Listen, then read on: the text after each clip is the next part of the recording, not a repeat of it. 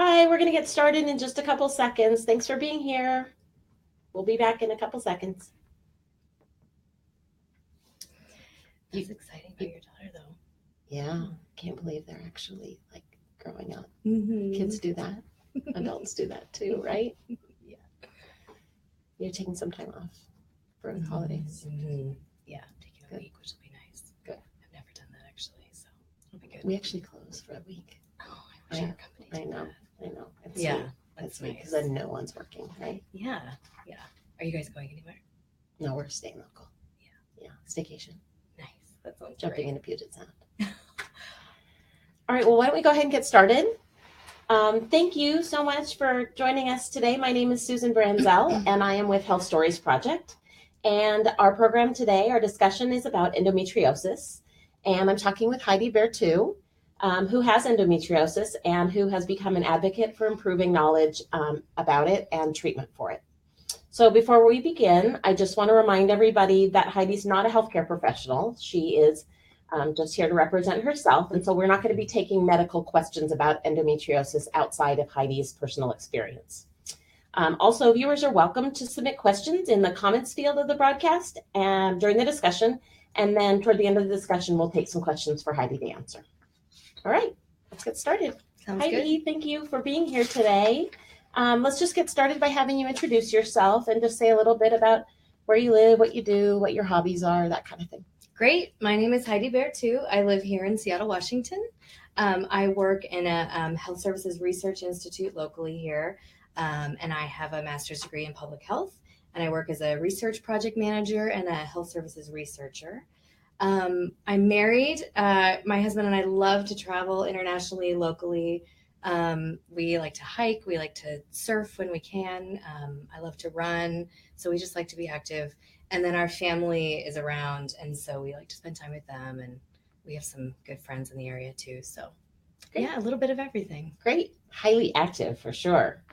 All right. So we're talking today about endometriosis, which is a chronic condition that actually affects 1 in 10 women worldwide. So, Heidi, how do you describe endometriosis to people who don't know what it is? So I have 2 ways I describe it. The non-scientific way is that endometriosis is a chronic pain condition that causes tissue in your abdomen to stick your organs together, which is very painful. That's obviously the non-scientific. The more scientific approach would be that it's tissue similar to the lining of your uterus, although that's changing in recent research, that is outside of your uterus. So it's growing around your ovaries, your intestine, your bladder, and all those organs that are in your pelvic cavity. And it's creating scar tissue, and it's fusing those organs together. Okay. How do you decide when to use which of those 2 descriptions? I usually, to be honest, if it's a group of people who I think is going to glaze over when I say the word uterus or ovary, then I will use the other description. Because I think it's important to get across the message of the disease. And often, men or women will sometimes just, when you say reproductive organ names, it does cause people to have a different reaction. So I don't want that to be lost in getting the message across what the disease is. Sure. Do you think many people know about it? Like, do you encounter a lot of people who know about it, or do you tend to get confused looks when you say the word endometriosis? I feel like there's a growing awareness of it. I find that people have heard of it, but they don't actually understand very much about the disease. So maybe they know someone who's had it, but they're not quite sure what it is beyond maybe painful periods. So I think there's sort of an understanding of, I've heard the term, but there's not a great understanding of what it means. So why do you think that is? I mean, given how common it is among women, why do you think more people don't know about it? Where to start?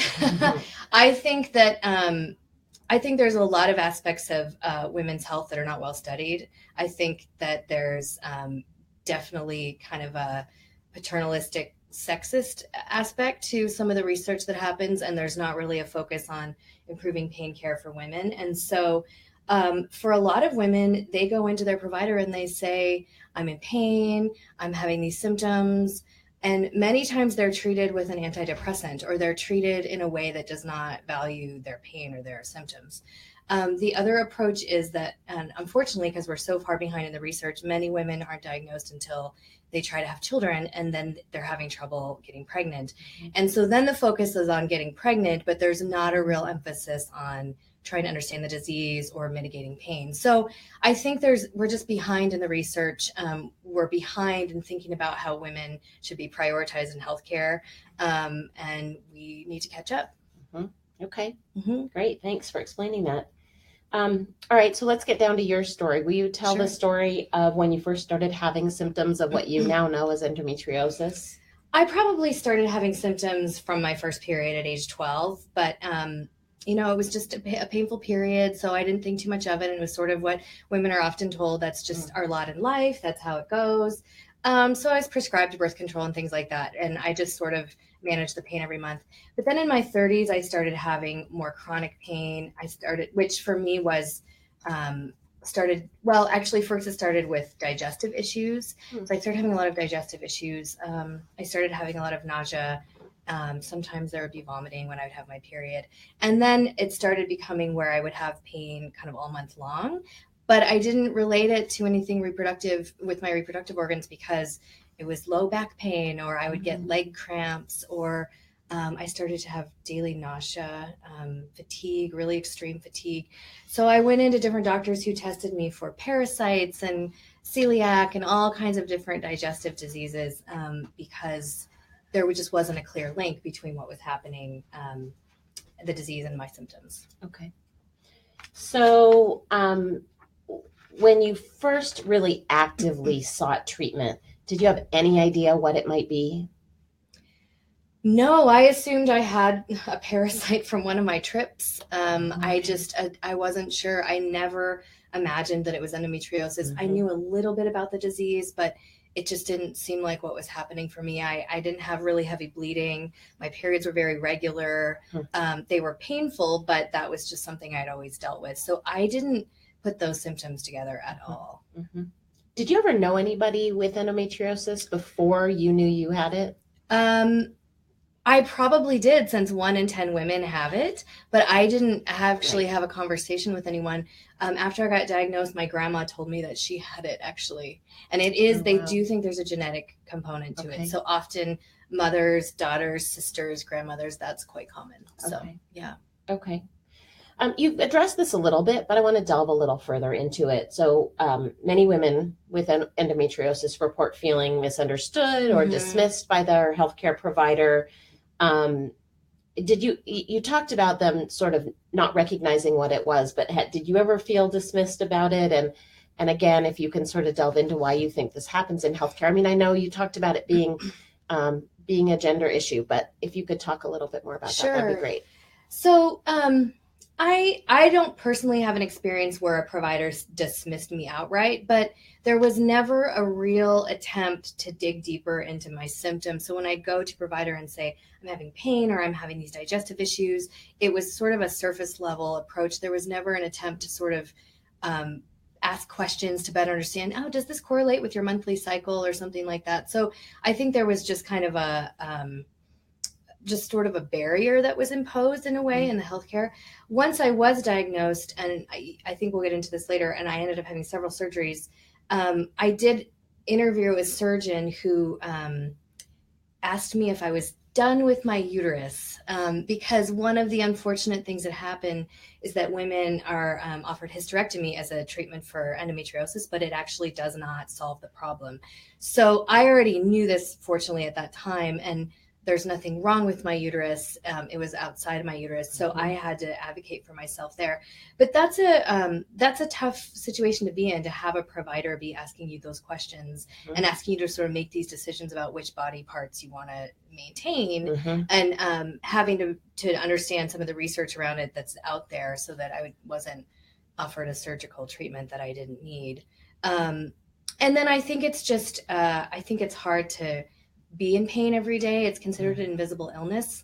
And so when you're in chronic pain, it's not everyone might see that you look sick, but you feel very sick. And so kind of getting that message across and helping people close to you understand what that means and educating people on that is another whole piece of this. How do you choose who to tell? I mean, you're interacting with tons of people every day. How do you decide whether to say anything or not? It depends on the situation. If I'm physically unable to continue whatever interaction I'm having, then I would just excuse myself and apologize and leave. But I chose to tell my close family and friends for sure, just because, especially because I was going to be having surgeries and that sort of thing. But sometimes, I run support groups for women, and I've had several women ask me, how do I tell my male boss? I work in tech. I'm the only woman. How do I talk about this with them? So that's something I'm interested actually in exploring more, is like how to talk about this with certain groups of people in your life that maybe you don't want to reveal all the information, but you want to get the point across that I have this illness and I'm struggling with this. Sure. Can you talk a little bit about how having endometriosis has affected sort of the key aspects of your life? Well, chronic pain is something I never imagined I would deal with. And so now, especially working in public health and healthcare research, chronic pain is a big topic. And so I feel a lot of empathy now towards people with chronic pain, because it does, being in that pain state on a daily basis and the fatigue that comes with it does kind of alter the way that you see the world. So I feel like that's something I've gained from this experience. Empathy towards all the other women who are out there dealing with this, for sure. I think it's opened my eyes to a whole world of women out there who are struggling, and many don't have resources to get the care they need. So that's changed me for sure. I think it's opened my eyes to what a great support system I have. My partner, my husband, was amazing in this whole process and so supportive. And I think it was also it was really incredible to see my body go through so much pain and suffering, and then be able to kind of recover on the other side with really good care and treatment. So that was kind of a great thing to see how your body can recover from something like this. Do you have to stop yourself from doing things, or are you stopped from doing things that you want to do because of the endometriosis? So fortunately, not as much anymore. For quite a while I was, and after my first surgery, which was not with an endometriosis specialist, so that's a whole other topic. It was just a gynecological surgeon who'd done a lot of surgeries, but she didn't have experience in endometriosis or in deep infiltrating endometriosis like what I had. After that, I didn't recover well, and my endometriosis came back, and I actually had a big cyst on one of my ovaries that ruptured. It's called an endometrioma. So it was very limited. I mean, I could just maybe go to work. I worked at home a lot. I love to run. I love to hike. I was really limited in my physical activities. About a year ago, I had a surgery with an excision specialist, is what it's called. And so there's very few actually out there, but they are trained to do this type of detailed surgery on women with endometriosis. And I will put a plug out there for Dr. Cindy Mossbrecher.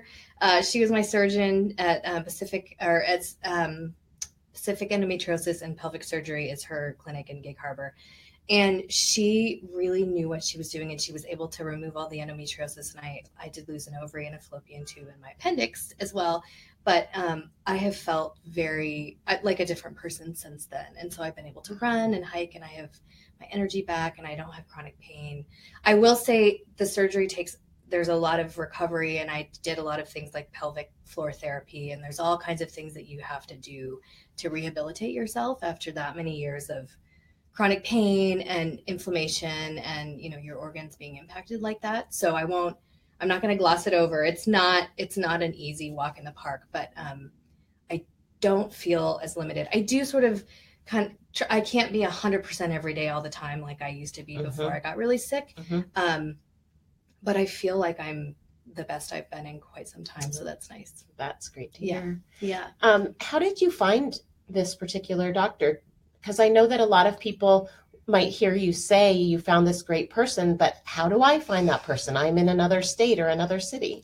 That is a great question. So I ended up on these online Facebook support groups that were incredible. So Nancy's Nook is one of them. And she is actually internationally known now, and it's run by Nancy Peterson. She's a nurse based in the greater Portland, Oregon area. She has, that Facebook group is an amazing resource. She's got up-to-date literature. She's really great at kind of curating the information on there. I am on the board of the Greater Seattle Endometriosis Research Center, and we run a support group as well for the Greater Seattle area.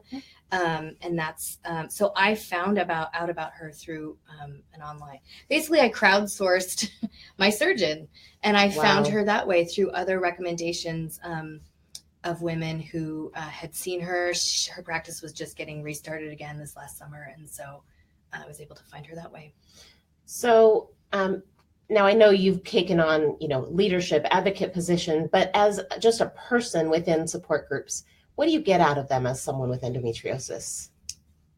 Honestly, when I first got diagnosed, I wanted nothing to do with them. I just wanted to have the surgery. I wanted to be pain-free. I didn't want to think about this disease. I wanted nothing to do with it. It just made me nervous, and I didn't want to think about it. And then as I realized this was going to be a disease that I was going to have to really advocate for myself about, and I was going to have to do a lot of work, I really sought out these groups. And for me, they were a great source of information, comfort, not feeling like I was all alone in this process. Mm-hmm.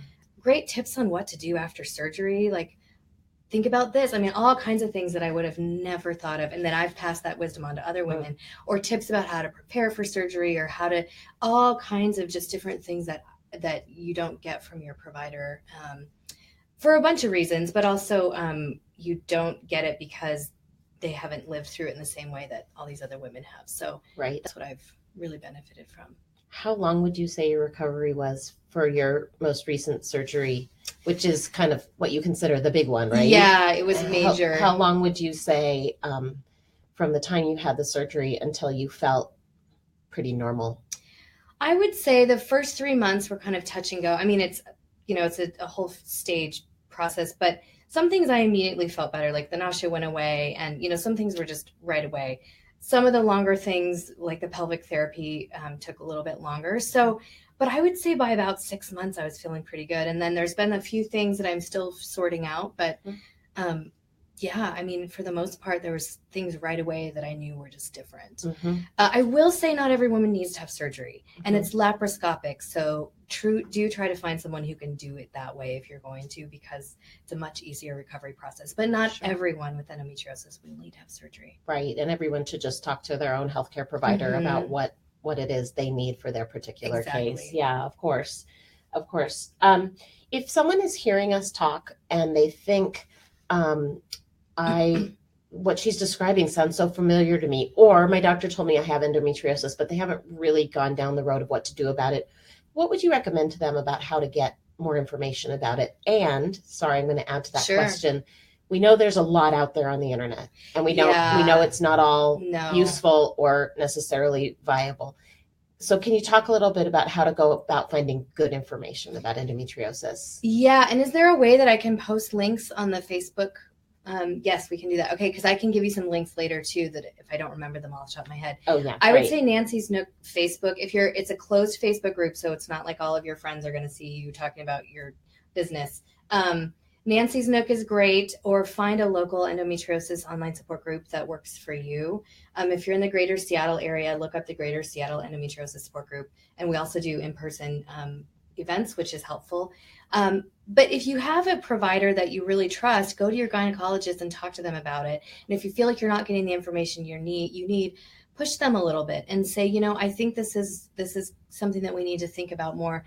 And then if it just feels like you may need surgery, then I would reference some of the surgeons that are on. So Nancy's Nook actually has this whole kind of compendium of surgeons that they have vetted that are all over the world that are endometriosis specialists. So there's a list there, and that's actually really helpful to find someone in your state or in your area. But definitely start talking to someone about it, because we shouldn't live in pain. It's not okay.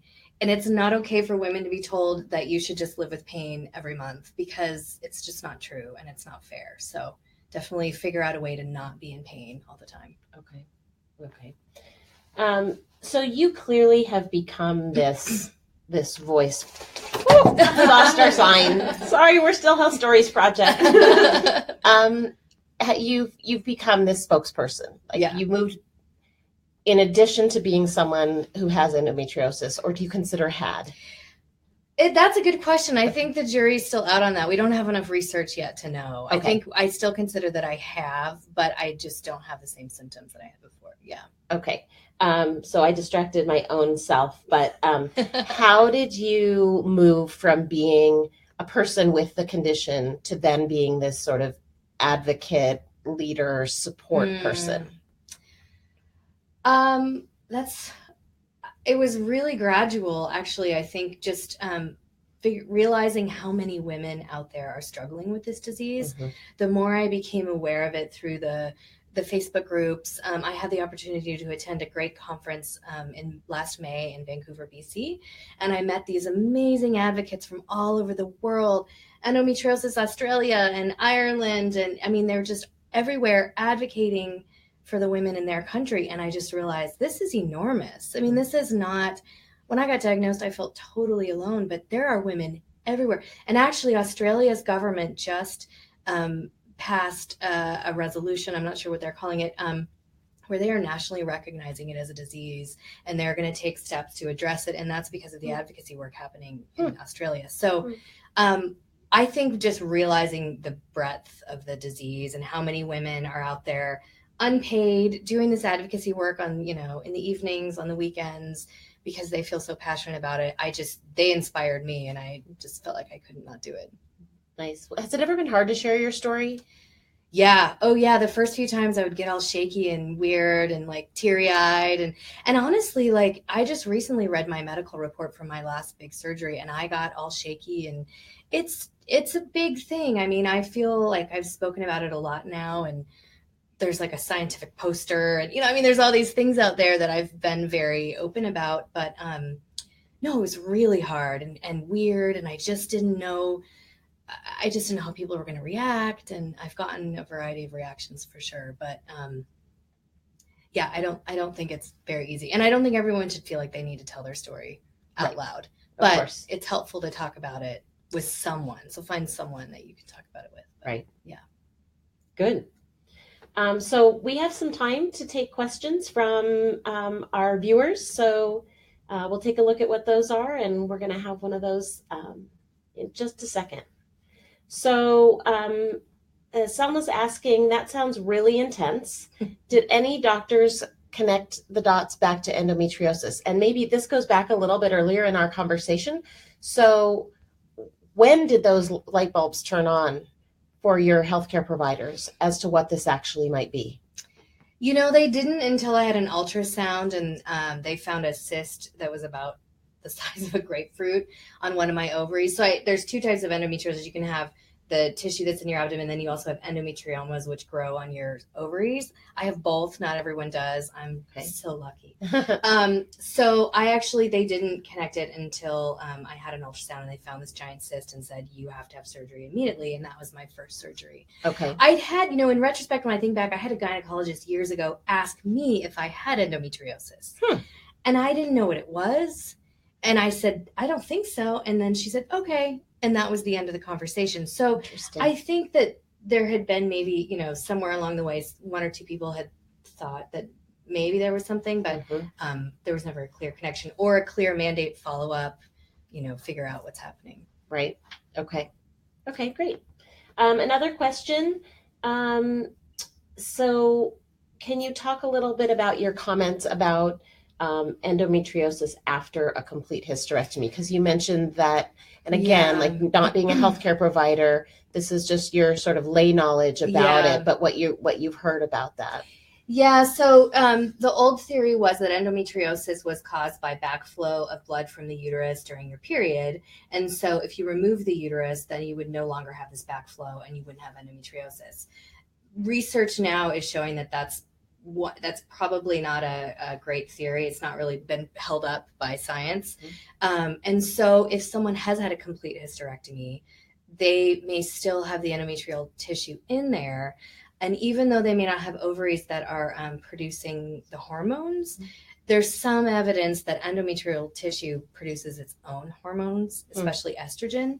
So again, there is literature on this, but you may still have the endometriosis tissue in there causing trouble, even though you don't have a uterus anymore. So that's the understanding of that. Okay. Yeah. Okay, great.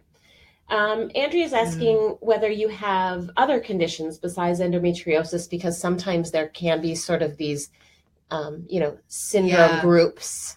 So do you mind answering whether you have any of those? Sure. I have hypothyroid, which is pretty common. A lot of people have it, actually. And I saw in the question, she said she has PCOS, IC, which is interstitial cystitis, and PFD, which is pelvic floor dysfunction. So those really commonly co-occur with endometriosis. Interstitial cystitis is actually kind of like an irritation of the bladder where you get really painful urination.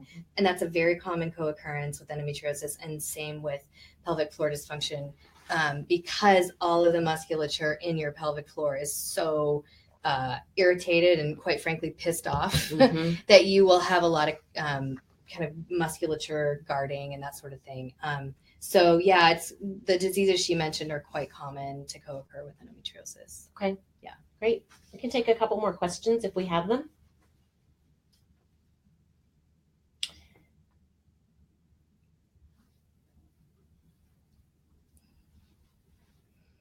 So you mentioned that you now know that your grandmother had endometriosis. So do you what's your feeling about whether it's hereditary? And I know, again, like you're not a geneticist, but you've been involved in a lot of these discussions. Do you encounter a lot of people who have sort of multiple family members who are affected with endometriosis? Yeah, definitely. A lot of women will talk about how their sister was diagnosed or has similar symptoms of their parents. Like I said, my grandmother said she had it.